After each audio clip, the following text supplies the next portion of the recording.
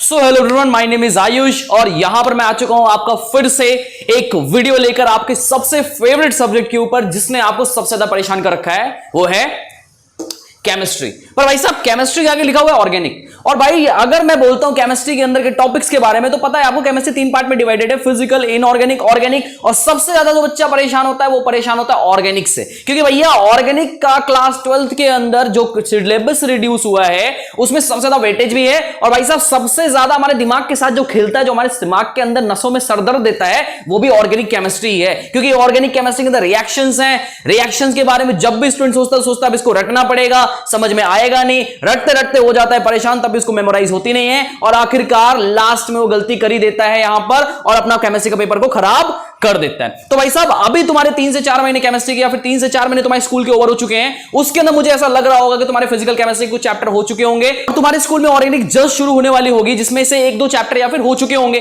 तो यार 1 चैप्टर या फिर 2 चैप्टर जो भी तुम्हारे स्कूल में चल रहे होंगे पढ़कर तुम्हें लग रहा होगा कि भाई कुछ पल्ले नहीं पड़ रहा है, चीजें समझ नहीं आ रही हैं, ठीक है, कुछ दिमाग में नहीं जा रहा है, क्या हो रहा है, कार्बन आ रहा है, क्लोरीन आ रहा है, ब्रोमीन आ रहा है, उसके बाद यहां पर अल्कोहल आ रहा है, केमिकल प्रॉपर्टीज हो रही है, रिएक्शंस हो रही है, न्यूक्लियोफाइल इलेक्ट्रोफाइल्स आ रहे हैं, प्लस एम बोल रहा है, कोई माइनस एम बोल रहा है, एसिडिक कैरेक्टर, बेसिक, कुछ भी दिमाग में पल्ले नहीं पड़ रहा है, रटना पड़ रहा है सब कुछ। तो अगर तुम्हारे साथ ये सारी चीजें हो रही हैं तो पहली बात तो तुम्हारी जो पढ़ने की अप्रोच है वो बिल्कुल गलत है और दूसरी बात तुम्हारा बेसिक भी पूरा हिला हुआ है। अगर मैं ऑर्गेनिक केमिस्ट्री की सबसे बढ़िया बात आपको बताऊं तो ऑर्गेनिक केमिस्ट्री उन बच्चों के लिए आसान होती है जो बच्चे उसको कनेक्ट कर पाते हैं। कनेक्ट का मतलब यह है कि यहां पर तुम्हारा जो भी पिछला पढ़ाया हुआ है लास्ट टॉपिक, मतलब कि क्लास 11 के अंदर जो भी ऑर्गेनिक केमिस्ट्री पढ़ाई गई है वो क्लास 12 से पूरी कनेक्टेड है। उसके बाद क्लास 12 का पहला चैप्टर दूसरे से कनेक्टेड है, दूसरा तीसरे से कनेक्टेड है, मतलब कि जो भी ऑर्गेनिक तुम पढ़ रहे हो वो एक तरह की चैन रिएक्शन का काम कर रहा है। अगर तुम्हारा 11th अच्छा है,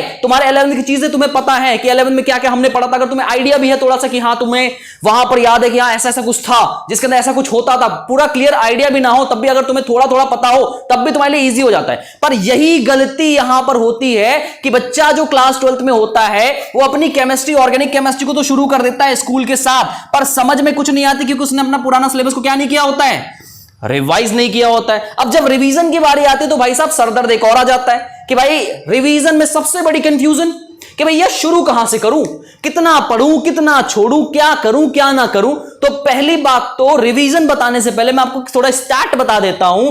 क्लास 12th के अंदर जो आपका पेपर होने वाला है उस पेपर के अंदर 25 से 30% का पोर्शन केमिस्ट्री के अंदर आपका ऑर्गेनिक का होगा, ठीक है, 30 से ज्यादा भी, 25 से 30% तो होगा ही मिनिमम आपकी। अगर मैं जेई की बात करता हूं, यहां पर नीट की बात करता हूं, तो इसके अंदर भी ये प्रपोर्शन सेम होता है कि 25 से 30% the section of chemistry organic chemistry पूछी जाती है। और ऑर्गेनिक केमिस्ट्री को अगर आपको अपने लिए चुटकियों में आसान बनाना है, एकदम अच्छे से उसको कर लेना है कि थोड़ा भी आपको सिरदर्द ना लगे, तो यहां पर समझना आपको सबसे पहले अपना बेसिक में सुधार लाना पड़ेगा। और ये 90% ऑफ लोगों की प्रॉब्लम है कि भाई साहब अखाड़े में तो कूद गए ऑर्गेनिक केमिस्ट्री के, पर पता ही नहीं है कि भाई जो दांव पेच है, जो एक बेसिक सा तरीका है वो है क्या। तो सबसे पहले एक छोटी सी प्रैक्टिस अपने दिमाग में बसा लो कि भैया मुझे हर एक दिन, जैसे केमिस्ट्री अगर आपकी शुरू होने वाली हफ्ते बाद या फिर 2 हफ्ते बाद कोई चैप्टर स्टार्ट होने वाला, आपको आइडिया लग रहा है कि अब केमिस्ट्री आने वाली है, तो सीधी बात है, या फिर अगर चल भी रही है तो मेहनत थोड़ी कर लो, थोड़ा सा यहां पर टाइम निकाल लो और अपने क्लास 11 की बेसिक्स पे काम कर लो। थोड़ा सा काम करना है, मैं सारे टॉपिक यहां पे बताने वाला हूं,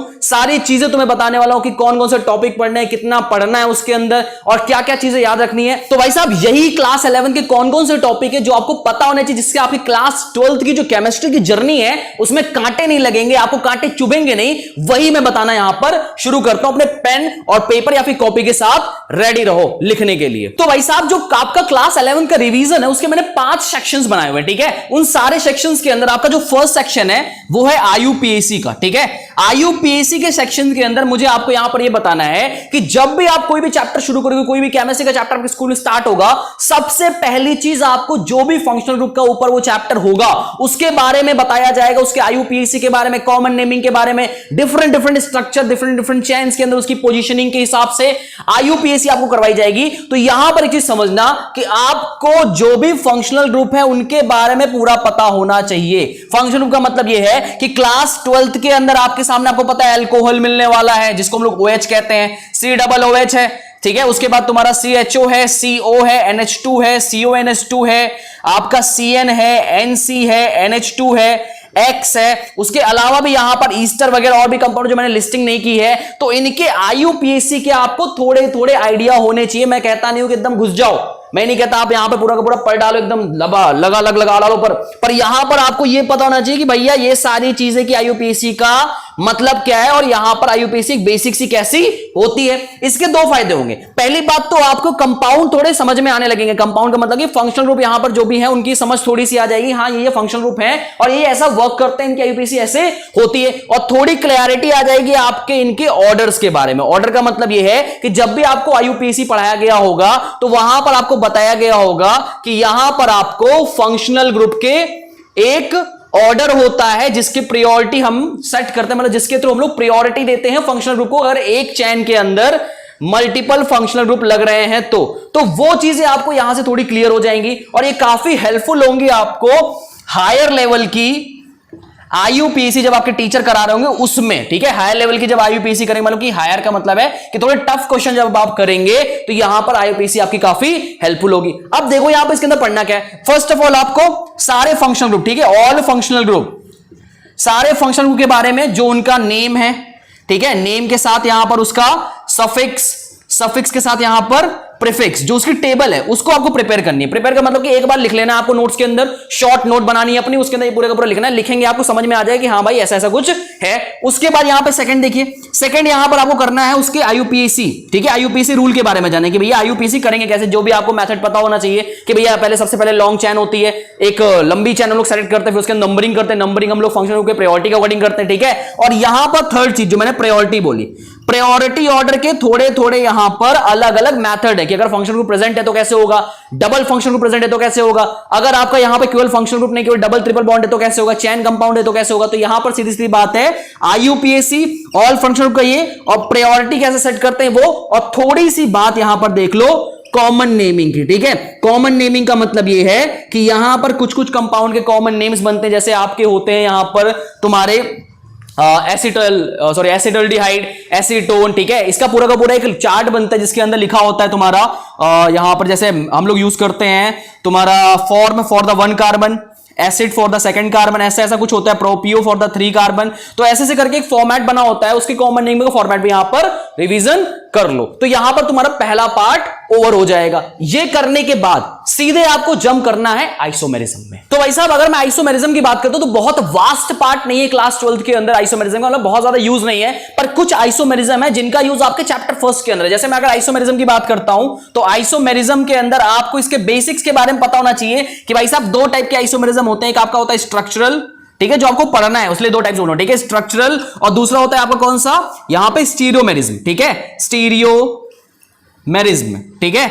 अब यहां पे समझिए पूरी बात, स्ट्रक्चरल के अंदर स्टीरियोमेरिज्म, स्ट्रक्चरल के अंदर आपके आते हैं टोटल 6 आइसोमर, RTFM CP, ठीक है। RT का मतलब क्या है, रिंग, टॉटा, ठीक है, फंक्शनल, मेटा, और इसके बाद चैन, और यहां पर पोजीशन, ठीक है, ये आइसोमर आपको मिलते हैं। और अगर मैं बात करूं स्टीरियोमेरिज्म की तो स्टीरियोमेरिज्म में सबसे इंपॉर्टेंट आपको यही करना है, ठीक है, क्योंकि ये सबसे ज्यादा आपको मिलने वाले हैं, ज्योमेट्रिकल आइसोमर और आपका यहां पर ऑप्टिकल आइसोमर, ठीक है। तो भाई साहब एक चीज ध्यान रखना है, स्ट्रक्चर अगर आप थोड़ा सा पढ़ो तो कोई प्रॉब्लम नहीं है, अगर थोड़ा बहुत दिखता है कोई दिक्कत नहीं इसमें, पर यहां पर आपको इसके स्टीरियोमेरिज्म के ऊपर थोड़ी पूरी की पूरी एनालिसिस करके रखनी है, क्योंकि ये स्टीरियोमेरिज्म आइसोमर आपका इनऑर्गेनिक केमिस्ट्री में भी आने वाला है, जो आपका कोऑर्डिनेशन कंपाउंड है। तो इसको अच्छे से प्रिपेयर कर लोगे तो आपको ही फायदा होगा, क्योंकि ऑप्टिकल तो आपको ऑर्गेनिक केमिस्ट्री क्लास 12 के ऑर्गेनिक केमिस्ट्री के पहले चैप्टर में मिल जाएगा, बाकी दोनों के दोनों चीजें काफी फ्रीक्वेंटली यूज है, तो यहां पर इनके बारे में आपको अच्छे से आइडिया होना चाहिए। तो यहां पर आइसोमेरिज्म का सेक्शन इतने पे आप ओवर कर सकते हो, ठीक है। अब अगर मैं आगे बढ़ता हूं आइसोमेरिज्म IUPAC, तो isomerism IUPAC is the first step of the organic chemistry. पहला स्टेप चढ़े हो तुम, ठीक है, रिवीजन का, जो एक लंबा स्टेप है जिसके अंदर सब बच्चे घबराते हैं करने से, या जहां पर मैक्सिमम बच्चे मुड़ जाते हैं, और जहां तुम्हें सबसे ज्यादा तकलीफ होती है अपने ऑर्गेनिक केमिस्ट्री के रिएक्शंस के अंदर, वो है आपका GOC, ठीक है। GOC जो ऐसा टॉपिक है जो क्लास 11 में बहुत ज्यादा बड़ा टॉपिक था, ठीक है। अगर मैं कॉम्पिटिशंस की बात करता हूं, उसके लेवल की पढ़ाई की बात करता हूं, तो उसके मुकाबले यहां पर GOC काफी चीजें पढ़ाई गई हुई आपको कि भाई साहब आपका कुछ यहां पर न्यूक्लियोफाइल, इलेक्ट्रोफाइल होता है, ठीक है, कार्बो आयंस होते हैं, कैटायंस होते हैं, ठीक है, आपके बहुत सारे इंटरमीडिएट आयंस बनते हैं, और भी सारे होमोलिटिक, हेटेरोलिटिक, और उनके बहुत सारे वेरिएशंस की बात की हुई होगी। पर यहां पर पूरी बात समझिएगा, जो हमें जीओसी पढ़ना अपने क्लास 12th के लिए या फिर क्लास 12th की ऑर्गेनिक केमिस्ट्री के लिए, वो बहुत ही कम अमाउंट का है। अगर आपको उतने का आइडिया हो गया तो आपकी कोई भी रिएक्शन, कोई भी चीजें, कोई भी रीजन अपने क्लास 12th के अंदर किसी भी कंपाउंड को लेकर फंसने वाला नहीं है। तो भाई साहब सबसे लंबे स्टेप की शुरुआत करता हूं जीओसी की। तो भाई साहब जीओसी में जो सबसे फर्स्ट चीज है आपकी, वो है आपका फिजन। फिजन के बारे में आपको पढ़ना है, क्योंकि आपको पता है फिजन के अंदर आपका बॉन्ड टूटता है और केमिकल रिएक्शंस के अंदर यही होता है। एक बार बॉन्ड आपका डिसोसिएट होता है, एक बार आपका बॉन्ड क्या होता है, फॉर्म होता है। तो बॉन्ड का टूटने की प्रोसेस आपको पता होनी चाहिए। तो फिजन आपके दो तरीके के होते हैं, एक होता है होमो और एक होता है हेट्रोलिटिक फिजन। ठीक है, होमोलिटिक फिजन और एक होता है आपका हेट्रोलिटिक फिजन। ठीक है, अब होमो के अंदर आपको पता है यहां पे बनता है फ्री रेडिकल। ठीक है, फ्री रेडिकल के बारे में आपको पता होना चाहिए। हेट्रो में आपको पता है यहां बनता है कार्बो एनायन और कार्बो कैटायन। ठीक है, तो इसके बारे में आपको पता होना चाहिए। तो फिजन एक सबसे बेसिक या फिर सबसे पहली सीढ़ी जीओसी के अंदर है। जब हम फिजन के आगे बढ़ते हैं तो फिजन के आगे हमें मिलता है यहां पर सबसे इंपॉर्टेंट मेसोमेरिक इफेक्ट, जिसको हम लोग रेजोनेंस इफेक्ट भी बोलते हैं। ठीक है, रेजोनेंस सबसे ज्यादा इंपॉर्टेंट है, क्योंकि मैं आपको बता देता हूं रेजोनेंस के अंदर होगा क्या। पहले बात तो आपको इसको पूरी इंफॉर्मेशन लेनी, रेजोनेंस होता क्या है। रेजोनेंस के दो टाइप होते हैं, प्लस एम माइनस एम, इसके बारे में पढ़ना है। और प्लस एम माइनस एम के साथ आपको यहां पर बेंजीन के लिए जो रेजोनेंस होता है उसको सबसे ज्यादा गौर करना है। बेंजीन के अंदर कौन कौन से जो कंपाउंड्स होते हैं, जैसे OH लग गया, CH3 लग गया, Cl लग गया, बेंजीन में अलग अलग उनके नाम होते हैं। लाइक अगर मैं यहां पर बेंजीन की बात कर रहा हूं तो बेंजीन के लिए भी आपको यहां पर बेंजीन के बेसिक कंपाउंड की इंफॉर्मेशन होनी चाहिए कि ये सब कंपाउंड होते क्या, मतलब बेंजीन के जितने कंपाउंड है आप उसको पढ़ लीजिए। क्योंकि रेजोनेंस का जो सबसे ज्यादा यूज है, मेसोमेरिक का जो सबसे ज्यादा यूज है गिव रीजंस के अंदर, वो बेंजीन के ही गिव रीजंस में यूज है। तो यहां पर प्लस एम क्या होता है, माइनस एम क्या होता है, मेसोमेरिक काम कैसे करता है, ये पाई इलेक्ट्रॉन के कैसे मूव कराता है वगैरह वगैरह, या फिर इसके अंदर कॉन्जुगेशन क्या होता है, एक और टर्म है जिसका नाम है कॉन्जुगेशन। इसके बारे में आपको यहां पर अच्छे से आइडिया लेना है, ताकि आप यहां पर जो भी आगे आने वाली प्रॉब्लम्स है रिगार्डिंग टू बेंजीन उसको टैकल कर पाओ। थर्ड चीज जो जीओसी के अंदर है वो है आपका यहां पर इंडक्टिव इफेक्ट। ठीक है, इंडक्टिव इफेक्ट का उतना रोल तो है नहीं हमारे क्लास 12 के अंदर, मतलब कि अगर मैं बेसिक्स की बात करता हूं तो सबसे ज्यादा रोल तो आपका मेसोमेरिक का। इंडक्टिव इफेक्ट का टर्म्स भी कहीं कहीं यूज होता है, तो वहां पर आपको चीजें समझ में आए तो आप प्लस आई और माइनस आई के बारे में भी जान लो, और यहां पर दोनों का कंपैरिजन भी कर लो कि कब प्लस आई कब प्लस एम आपका डोमिनेंट होता है, या फिर कब आपका मेसोमेरिक इफेक्ट इंडक्टिव से डोमिनेंट होगा, कब इंडक्टिव आपका मेसोमेरिक से डोमिनेंट होता है। क्योंकि अलग अलग प्रायोरिटीज पे, मतलब अलग अलग चीजों पे अलग अलग दोनों को प्रायोरिटी दी गई है। अब यहां पर जब हम ये तीन चीज करते हैं तो अगली जो चौथी चीज आती है वो आती है आपकी, तो भाई साहब आपकी जो चौथी चीज आती है, जो सबसे लास्ट होती है आपकी जीओसी की, वो होती है आपकी यहां पर इलेक्ट्रोफाइल्स। ठीक है, एंड न्यूक्लियोफाइल। इलेक्ट्रोफाइल, न्यूक्लियोफाइल आपके अटैकिंग एजेंट्स होते हैं। ठीक है, अटैकिंग एजेंट्स का मतलब ये है कि सबसे ज्यादा जो फ्रीक्वेंटली रिएक्शन आप सुनेंगे वो इनके साथ जुड़ी हुई रिएक्शन सुनेंगे। तो यहां पर आपको कंप्लीट नॉलेज होनी चाहिए कि इलेक्ट्रोफाइल्स क्या होते हैं, न्यूक्लियोफाइल्स क्या होते हैं। ठीक है, इनके एग्जांपल्स देख लेना, यहां पर इनका बिहेवियर देख लेना यहां पर कि कब आपका इलेक्ट्रोफिलिक रिएक्शन होती है, कब आपका न्यूक्लियोफिलिक रिएक्शन होती है। और एक चीज और, यहां पर आपके सामने बेंजीन के अंदर, ठीक है, बेंजीन के अंदर कोई कोई रिएक्शन न्यूक्लियोफिलिक तुम्हारी न्यूक्लियोफाइल के थ्रू इनएक्टिव होती हैं। ठीक है, और कुछ रिएक्शन आपकी इलेक्ट्रोफाइल के थ्रू इनएक्टिव होती है। तो देख लेना यहां पर कि भैया कौन सा आपका एक्टिव है, कौन सा आपका इनएक्टिव है, जिससे आपको थोड़ा आइडिया पड़े कि यहां पर एक्टिव और इनएक्टिव का मतलब होता क्या है। और दूसरी चीज, यहां पर मैंने बेंजीन का नाम लिया हुआ है, तो बेंजीन से फिर से एक रिलेटेड इंफॉर्मेशन आपको दे देता हूं। बेंजीन के ऊपर डिफरेंट डिफरेंट आपके अटैचमेंट लगते हैं। अटैचमेंट का मतलब है कि इसके जो बॉन्ड्स खाली होते हैं बेंजीन के, यहां पर डिफरेंट डिफरेंट ग्रुप्स लगते हैं। उसके दो कैटेगरी बनती है, एक आपका इलेक्ट्रॉन विथड्रॉइंग ग्रुप, एक आपका इलेक्ट्रॉन डोनेटिंग ग्रुप। उसको मैं फर्दर अभी बेंजीन का एक सेक्शन बनाऊंगा, उसके अंदर यहां पर डिस्कस कर दूंगा। तो सबसे पहले देखना है यहां पर जीओसी का ये पार्ट जो है आपका कंप्लीट होता है, जिसके अंदर आपको यहां पर देखना है न्यूक्लियोफाइल इलेक्ट्रोफाइल के बिहेवियर के बारे में। तो चलते हैं अपने नेक्स्ट सेक्शन के अंदर, जिसको आपको रिवीजन करना है। तो भाई साहब अगला जो है आपका सेक्शन वो सबसे इंपॉर्टेंट, तो भाई साहब अगला जो सेक्शन है आपका वो है आपका पूरी की पूरी ऑर्गेनिक का आधा सेक्शन। मतलब ये है कि क्लास 12 की ऑर्गेनिक के अंदर जिस चीज के ऊपर सबसे ज्यादा वेरिएशन किया गया है वो है आपका बेंजीन। भाई साहब बेंजीन को बहुत घुमाया गया है, और बेंजीन आपको घुमा देगा अगर आपको बेंजीन के बारे में पूरी इंफॉर्मेशन नहीं हुई तो। सबसे पहली बात है, बेंजीन से रिलेटेड जितने भी कंपाउंड है, ठीक है, वो सब आपको यहां पर पता होने चाहिए कि भाई साहब एनिलीन क्या होता है, ठीक है, आपका यहां पर एनिसोल क्या होता है, टॉल्वीन क्या होता है, ठीक है, ये सारी चीजें जितने भी यहां पर नाम है इनको आपको पता होना चाहिए। दूसरी चीज, बेंजीन के अंदर स्पेशल पोजीशन होती है, पैरा, ऑर्थो, मतलब पोजीशंस के नाम होते हैं, और यहां पर मेटा, इनके बारे में आपको पता होना चाहिए। दूसरी बात, बेंजीन के अंदर टर्म यूज होता है एक्टिवेटर्स एंड डीएक्टिवेटर्स, इनके बारे में आपको प्रॉपर नॉलेज होने चाहिए। और यहां पर जो मैं प्रीवियसली डिस्कस कर रहा था, EWG ग्रुप और EDG ग्रुप, मतलब ये कि इलेक्ट्रॉन विथड्रॉइंग ग्रुप और इलेक्ट्रॉन डोनेटिंग ग्रुप के बारे में आपको पता होना चाहिए, क्योंकि यहां पर बेंजीन से सबसे ज्यादा क्वेश्चन पूछा जाता है उनके एसिडिक और बेसिक बिहेवियर के बारे में। मतलब आपसे यहां पर पूरी की पूरी series increasing and decreasing order लगवाया जाता है इसके अंत को आपको, जिसके लिए आपको एसिडिक बेसिक बिहेवियर के बारे में पता होना चाहिए। और एसिडिक बेसिक बिहेवियर तभी आप पता कर पाएंगे जब आप EDG और EWG के बारे में जानेंगे। और साथ साथ मैंने प्रीवियसली आपको बताया ही है, इसके अंदर प्लस M और माइनस M का भी बहुत रोल है। इलेक्ट्रॉन आपका बार बार डीलोकलाइज होकर अलग अलग लोकेशंस पे जाता है जब आप प्लस M माइनस पढ़ेंगे, तो बेंजीन के लिए वो चीज आपको बहुत अच्छे से समझनी है। तो यहां पर इतना करने के बाद आपका फोर्थ सेक्शन जो होगा वो कंप्लीट हो जाएगा, और यहां पर आपको बेंजीन के बारे में बहुत अच्छी खासी इंफॉर्मेशन कवर हो जाएगी। तो भैया लास्ट पढ़ते हैं हम लोग लास्ट सेक्शन की तरफ रिवीजन का, जो है हमारा रिएक्शन मैकेनिज्म। तो भाई साहब सबसे तंग करने वाली जो चीज है यहां पर वो है आपकी रिएक्शन मैकेनिज्म।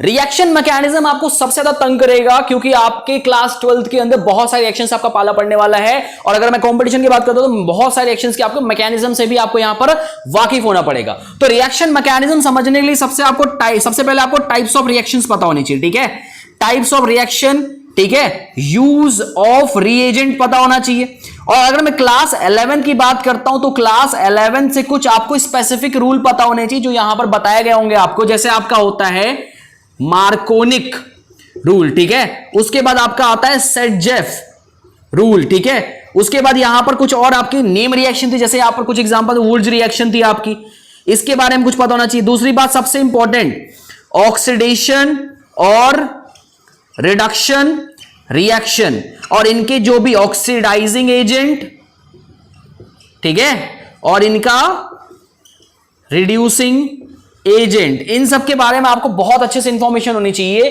क्योंकि यहां पे अगर आपने मेहनत कर ली तो भाई साहब क्लास 12th की जितनी भी रिएक्शंस आएंगी आपको फटाफट चुटकियों में क्लियर हो जाएंगी। हाँ, यहां पर ऐसा हो रहा है, यहां पर ऐसा हो रहा है, यहां पर यह अटैक कर रहा है, यहां पर वो अटैक कर रहा है, सारी चीजें आपको यहां पर बराबर से क्लियर हो जाएंगी। तो यहां पर टाइप्स ऑफ रिएक्शन पता होने, जैसे यहां पर मैंने बताया ऑक्सीडेशन रिडक्शन भी टाइप ऑफ रिएक्शन, डिस्प्लेसमेंट है, डबल डिस्प्लेसमेंट, ये सब आपको बेसिक से तो पता ही होगा, थोड़ा आप इसको एक बार देख लेना। रिएजेंट का क्या यूज है, जैसे बहुत सारे एजेंट KMnO4 होता है आपका यूज, ठीक है, और आपका यहां पर माइल्ड ऑक्सीडाइजिंग एजेंट होता है, एक आपका AlCl3 के यूज करके फ्रिडल क्राफ्ट रिएक्शन होती है, वो भी आपको देखने को मिलेगी, और वो क्लास 11 में आप पढ़ चुके हैं, ठीक है। H2O के साथ रिएक्शन है, कंबस्टन रिएक्शन है, तो ये सारी चीजें थोड़ी थोड़ी आप रिवाइज करके रखना कि हाँ एक बार आंखों के सामने से गुजरी होनी चाहिए, तो आपका थोड़ा कॉन्फिडेंस बिल्ड हो जाएगा। आप जब क्लास अटेंड करोगे तो ये लगेगा कि हाँ भाई कुछ पढ़ के आया हूं तो कुछ समझ आएगा। तो ये आपके 5 टोटल आपके सेगमेंट या फिर सेक्शन थे जिसको आपको अच्छे से रिवाइज करना है और अच्छे से आपको नोट्स बना के रखनी है। हाँ, एक और इंफॉर्मेशन, रिवीजन का मतलब सीधा सीधा मतलब यह है कि आपको इनकी शॉर्ट नोट बनानी है, और वो शॉर्ट नोट अपने पास हमेशा रखने की। कभी भी आपको कहीं पे भी कंफ्यूजन हो किसी भी सेक्शन के अंदर तो फटाक से नोट्स निकाली और वहां पर देख ले कि हाँ भाई इसकी डिफाइन ये है, इसका एग्जांपल ये है, इसका बिहेवियर ये है। वहीं पे अगर तुरंत क्लियर होगा तो फटाफट आपको वहीं पर रिएक्शन भी क्लियर हो जाएगी जो आपके टीचर पढ़ा रहे होंगे, और वहीं पे आपका कॉन्सेप्ट एकदम क्या हो जाएगा, सॉलिड हो जाएगा। तो यार यहां पर तुमने अगर अपने 15 से 20 मिनट इन्वेस्ट किए हैं तो प्लीज इन चीजों को जरूर फॉलो करना और इसको अप्लाई करना अपने केमिस्ट्री, ऑर्गेनिक केमिस्ट्री के अंदर। और 100% मैं श्योर हूं अगर आपने ये सारी चीजें को कवर किया तो आपकी जो ऑर्गेनिक केमिस्ट्री का लेवल होगा, अगर वो माइनस में होगा तो 110% श्योर हूं पूरी चीजें फॉलो करने के बाद वो 80-90 तक पहुंच रहा होगा। बाकी तो आपकी मेहनत के ऊपर है। अगर आपको यहां पर ऑर्गेनिक सुधारनी है तो ये सारी चीजें आपको करनी पड़ेगी, और बहुत टाइम टेकिंग प्रोसेस नहीं है। यहां पर सीधे सीधे आपको हर दिन का 30 से 45 मिनट देना है, ठीक है भाई साहब। अब 11th में पाप किया है तो उस पाप का हर जाना तो देना ही पड़ेगा ना, ठीक है। और अगर कोई 11th वाला बच्चा ये वीडियो देख रहा है तो समझ लो भाई ये आपके सीनियर बैचेस वालों ने यही पाप किया है। अगर आप भी यही पाप अपनी क्लास 11 में करोगे तो 12th में आपको फिर से आपको वही मेहनत करनी पड़ेगी। तो भैया 11th में पाप कर लिया है, अब कोई दिक्कत नहीं है, यहां पर पाप का घड़ा भर चुका।